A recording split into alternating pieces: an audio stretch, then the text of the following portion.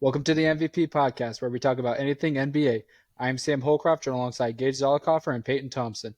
Before we begin, don't forget to follow us on Twitter at Momentum MVP, follow our Facebook page at MVP Momentum Podcast, and subscribe to us and watch our videos on YouTube at MVP Momentum Podcast.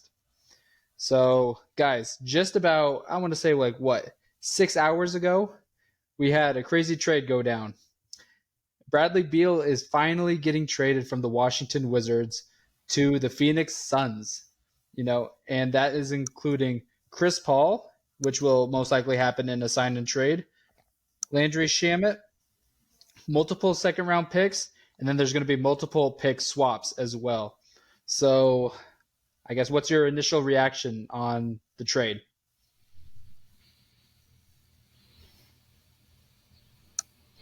Oh, what are we gonna talk about how Bradley Beal had them on a chokehold? That's basically all that happened. That was a garbage trade all the way around. Not even a first round pick for who was said to be your franchise player. I mean, here's the thing about the Wizards. It's like I hope the Wizards have learned from this long history, this lesson. I hope they have learned a lesson because what did you get for John Wall? What was? Do we remember what happened with John Wall? How was John Wall You handled? got Westbrook, and you had to trade a first rounder. Yeah. Okay, that's how that ended. And then now Yeah. Bradley Beal, Chris Paul. What's up with them like having these declining superstar point guards? I don't know. And then yeah, but I hope it's honestly like I don't know if they sit in the back room like and watch nonstop clips of Bradley Beal and John Wall and that combination and they're just still remembering when they signed Bradley Beal to that contract, that had to have been, like a recency bias. I don't understand, but bad trade, bad trade. But I think they were. I think they were just. I mean, I think their hands were tied. Yeah, I would pretty much agree with that. It was really just came down to he just didn't really have much leverage, and since Beal had the leverage, he really got to choose where he wanted to go, and then at that point, you really just were at the mercy of really what the Suns were willing to give up. And yeah, it's just I think the thing that surprised me most about it is just the minimal picks they got back for him. When a guy like Rudy Gobert is commanding, 5, 6 picks, I understand they're not all first round picks, but or even protected or whatnot, or swaps or whatnot. But when you look at this trade, you got what, one first round pick swap, and then you didn't get any first round picks straight up. So in that sense, and then I believe that Chris Paul is actually going to get bought out, and then he's going to go sign somewhere else. So you're really only netting Shamit, and you're netting the cap relief. But the problem with that is the opportunity cost that you could have maybe gotten from Miami, because I think Miami definitely would have had the first round picks to give up for it, and maybe they would have thrown in a young player. You never know, but maybe even Robinson. But yeah, with that being said, as far as the Suns aspect of it, I think when you acquire KD and you have Devin Booker and you give up some foundational pieces and you realize that it's not really working with Chris Paul and Ayton, I think you have to shake it up somehow. And when a deal like this comes along and the value is so great, it's really hard to pass up on. So in that respect, I think they got a great value deal for it. Now, a year or two later, it'll really come down to if it was worth it or not. But I will say, if it doesn't end up ever working out, it's just another super team that was, had high expectations but never came to fruition, and they're going to be eating the cap of two of those guys for a long time in their older age if it doesn't end up working out. So, yeah, like you said, Gage, it was a real fumbled situation by the Wizards, but the Suns were smart to get on it, and it's a great value trade. But Yeah, like, go ahead, Sam. well, when I was thinking back, like for a while, because I mean, we kind of knew Bradley Beal was going to get shipped out um, at some point, but don't know what teams. I wasn't really expecting the Suns to try to get a deal done. I mean, they don't really have a lot of players to give. I think they gave basically like their last guy that's not DeAndre Ayton, you know. So I mean, they're gonna have a lot of holes to fill.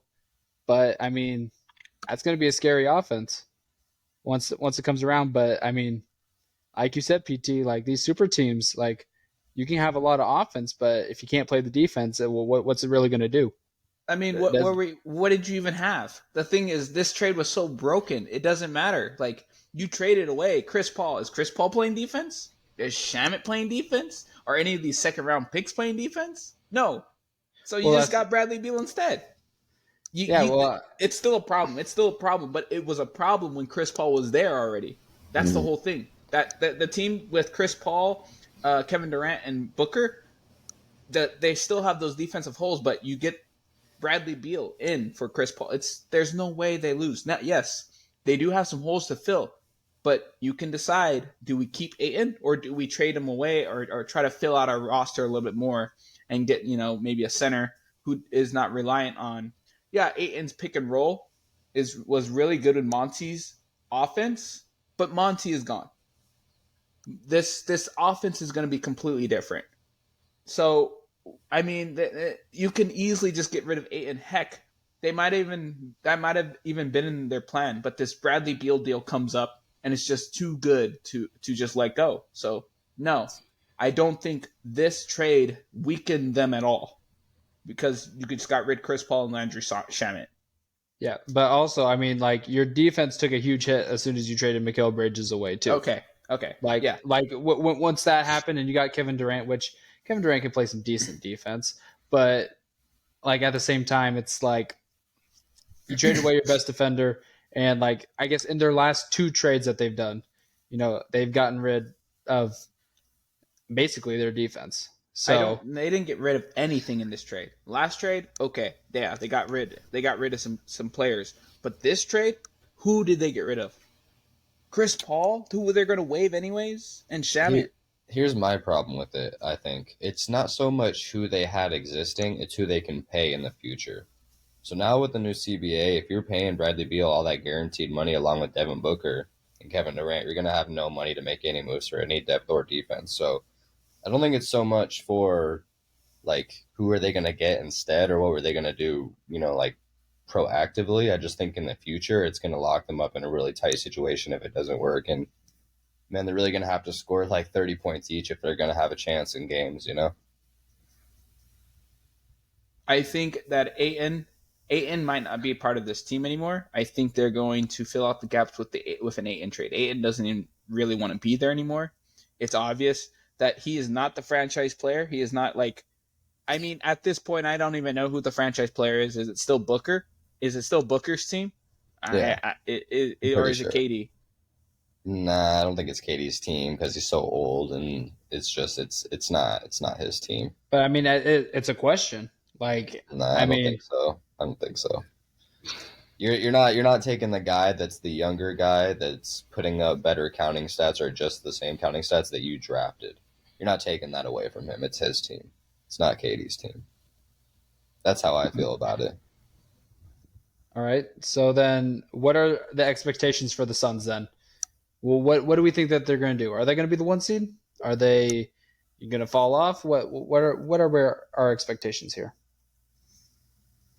I think the media expectations are going to be somewhere between maybe like a 2 and a 4 or 5 seed.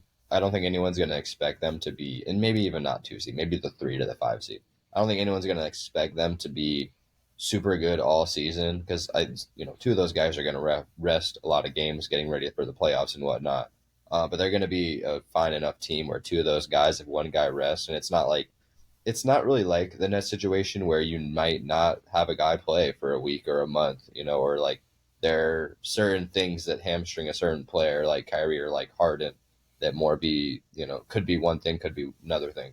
I don't think that Beal or Booker necessarily have injury duration problems. KD would be the one you have to worry about, but even if two of those guys are playing, I think you're fine. So I think realistically, I would have them at like a 4 seed, but I think the media's expectations might be a little bit higher, but it's really going to depend on who you ask. I don't really think. Here's the thing about KD's injuries. His injuries don't speak out a lot of overuse. They speak out freak accidents. And so it just doesn't feel like he's kind of an injury prone player yet. Just because of freak accidents, they're not overuse. Devin Booker is fine. Bradley Beal has been fine. Well, I mean, Bradley Beal kind of It's has hard had to get a good surgeries. gauge because, Yeah, I mean, they also have just been bad. yeah. But I think this team is because the thing I think most people are going to compare it to is the Nets. But the Nets did work out. The Nets did work out. But it's the personalities clashing between each other. Some players don't want to play. Like Kyrie didn't want to play for a bit. James Harden was doing his own thing. Kevin Durant was the only kind of player who was playing every single game, and that is why the Nets team fell apart. They didn't really play a lot together, and then towards the postseason when they all kind of want to play, there was injuries. So, but you do have a good cast that doesn't tend to get injured. So this might be the trick. And we have seen that even with a of lack of defense from on paper, if some guys can just step up and just play some defense, use all their energy on defense, because we sure don't need them scoring. We don't need them scoring no more. We don't need anyone scoring. We just need some defense. And I think when KD, Kyrie, and James Harden were playing offense, you had the center. I'm forgetting his name. Claxton. Step up. No one knew Claxton was going to step up, but like the Nets were kind of in a weird situation because somehow they were given two chances to have a great center. They had Jared Allen, they traded him away, but you don't normally get to have a second chance at having a good center. Somehow Claxton stepped up, even though Jared Allen could have stepped up too, but kind of weird.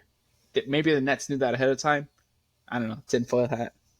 Who knows? Who knows what they knew ahead of time when they traded away? Maybe they knew Claxton was this guy.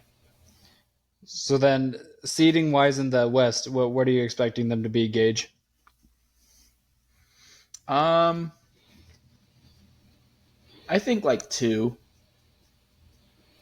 I think 2. Well, because KD has shown that what if KD with the Nets? The Nets weren't anything special when James Harden left.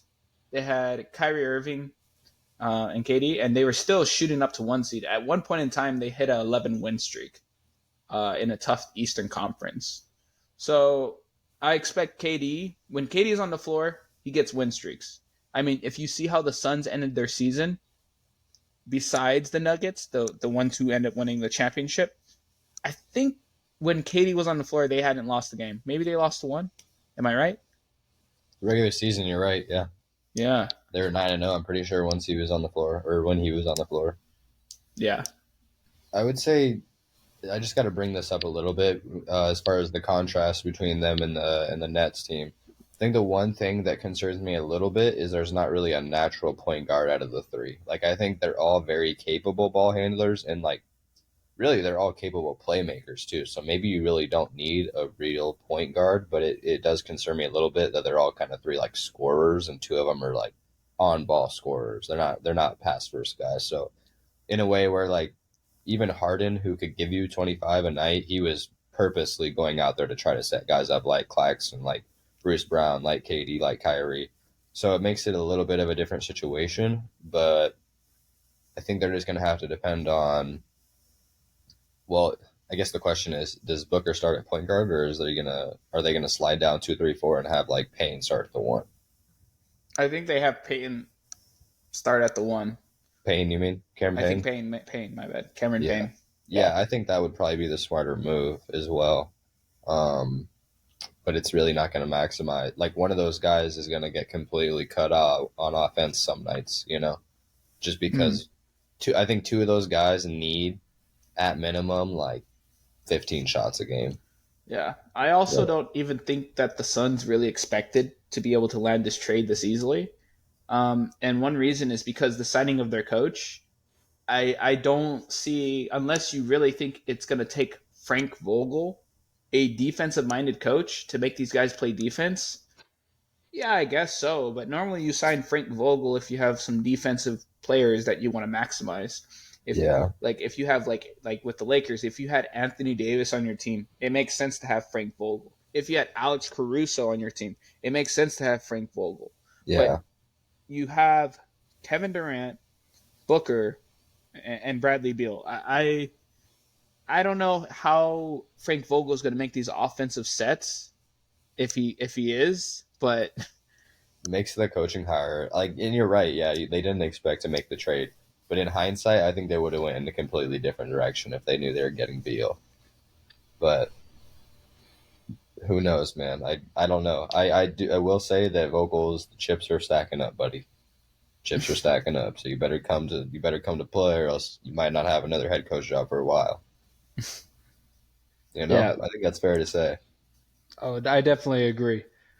And in terms of expectations, I agree with you, PT, that the media expectations are going to be rather high. I mean, for the last like 10 years, maybe more, definitely more. Like maybe like you can argue 15 years. We've had like super teams in the NBA, Boston Celtics, Miami Heat, Golden State Warriors, the Brooklyn Nets, we've had so many. But as of late, like they just they haven't, like with the Brooklyn Nets being the most recent one, just didn't work. But I mean, the the cards just didn't fall right. They didn't. They just never got the right hand.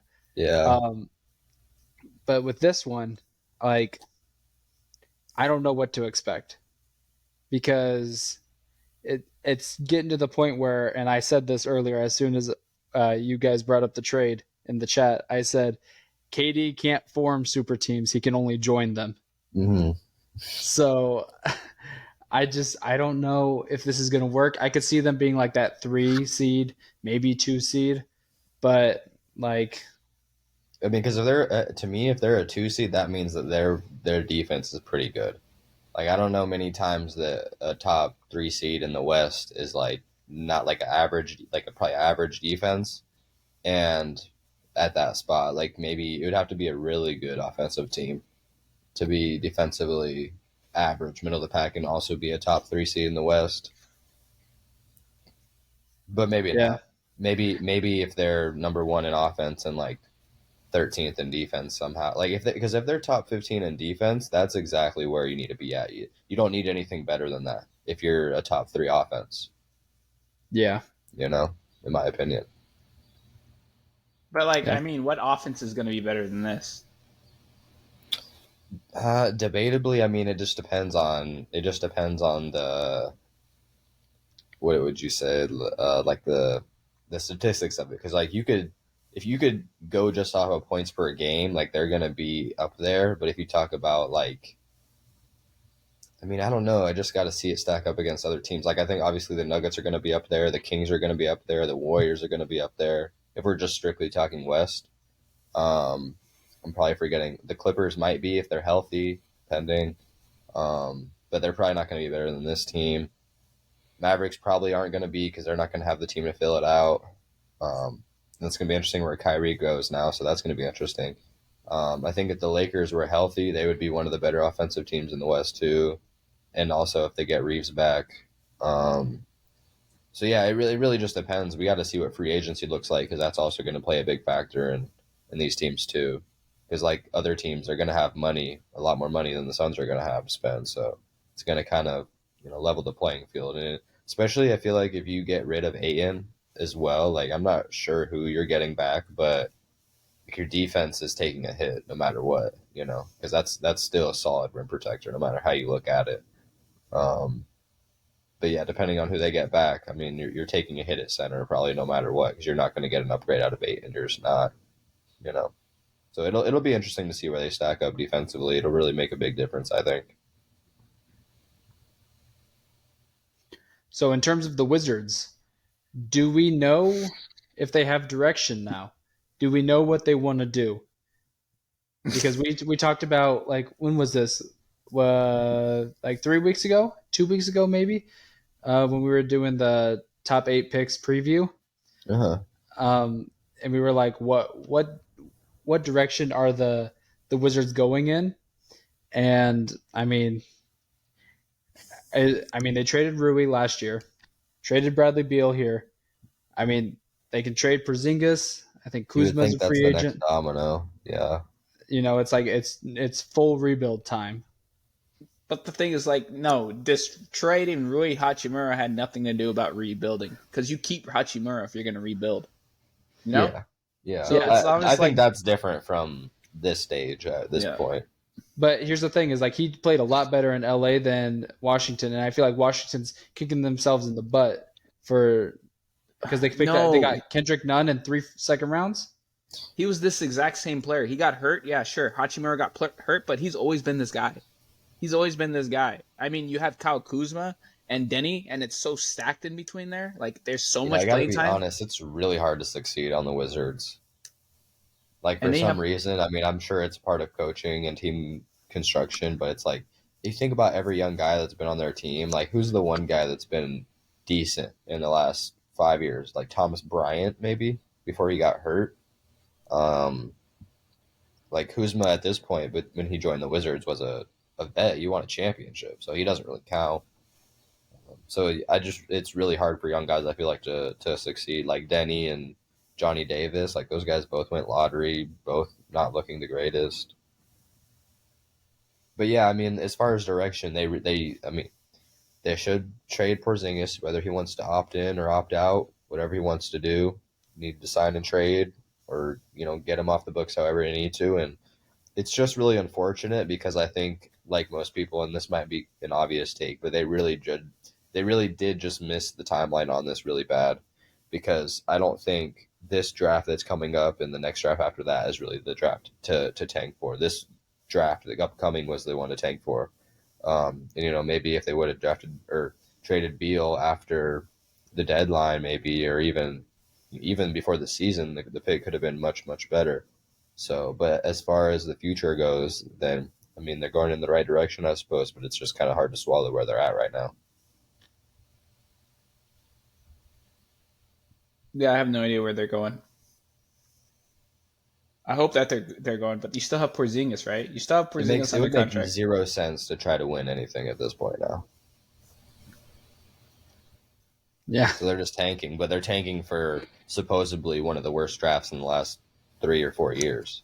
So they chose the wrong year to tank, and they really don't have any, like, who's their foundational block right now?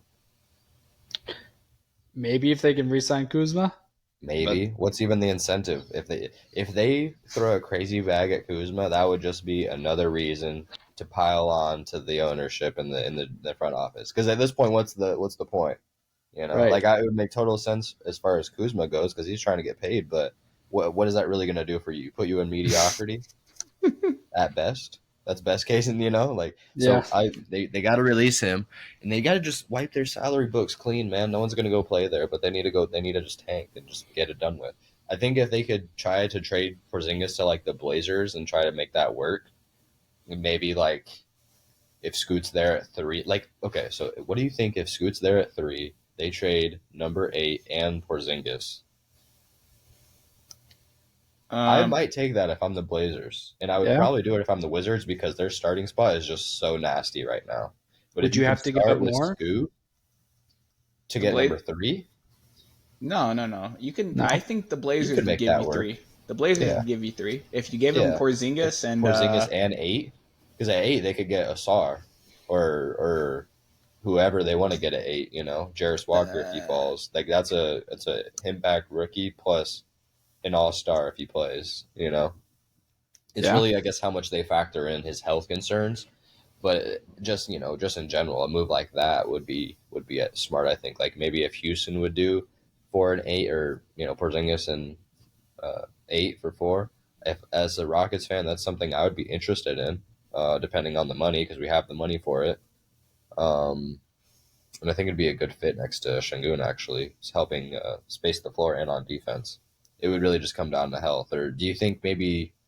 I don't think it'd be smart for them to do it, but I think the Pistons could possibly do it. But at that point, you're not getting enough value back if you're the Wizards, you Right. know. So, but yeah, I think they need to get off of him, and then kind of let the chips fall where they may. I know they still have Monte Morris under contract, who I think some teams would be interested in signing, maybe the Spurs or the Magic, who need that veteran point guard who isn't going to be expensive, but is going to be, at worst, an average point guard. Yeah, I think that whatever the Blazers do, it's going to be crazy. Yeah.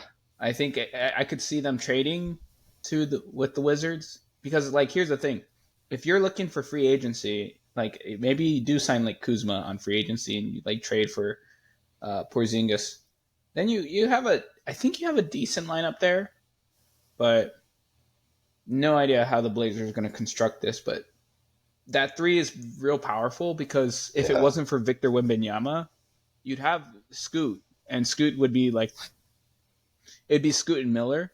But then I think in terms of player, I do have Scoot better than Miller, but I think Miller's just a better fit for most teams. So then that's why you're going to have this change between 2 and 3. But yeah, I don't know. It's kind of crazy, honestly, like, just briefly, it's kind of crazy how the difference between, let's just say, for example, Scoot falling to 3 is how much the value of that pick shoots up, I feel like. Because I feel like if Miller's there at 3, I just don't feel like the same value is there. I feel like you said, Gage, and I'm over the same assumption that I think from a talent evaluation standpoint, I think Scoot's got him beat. But like you said, it just makes more sense for a lot more teams to get Miller. But I don't think Miller's the type of guy you draft up for. You don't trade Ingram or Zion to get Brandon Miller. You just don't.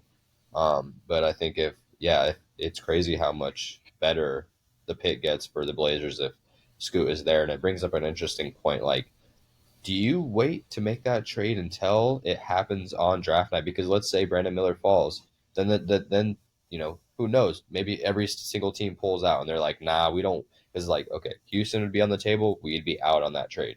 Pelicans, I think, would be out on that trade. Who else would be? The Wizards, I think they'd be out on that trade because that's basically Kuzma, but it's a higher ceiling. But you'd have him on the team, so you could re-sign him if you really wanted to go that route. So I just think it doesn't really make sense for teams to draft up for Miller. So I think it's interesting how, the value of the pick can go up or down, and maybe they should make a deal before draft night, and that might be the incentive to do it.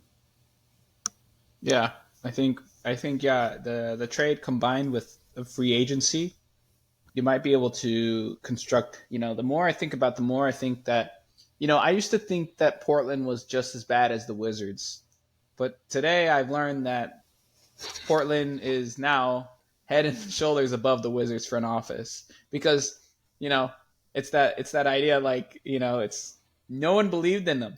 No one believes in this, and I think they can make us believe. Maybe all this clowning, about how Portland is saying they're still going to compete. But if you trade this pick, get a good, get some good players, and then also find out how you can figure out free agency a little bit, and that becomes a good team with Dame, who still probably has a max contract left in his career. And did we put the Wizards and the Wolves at D?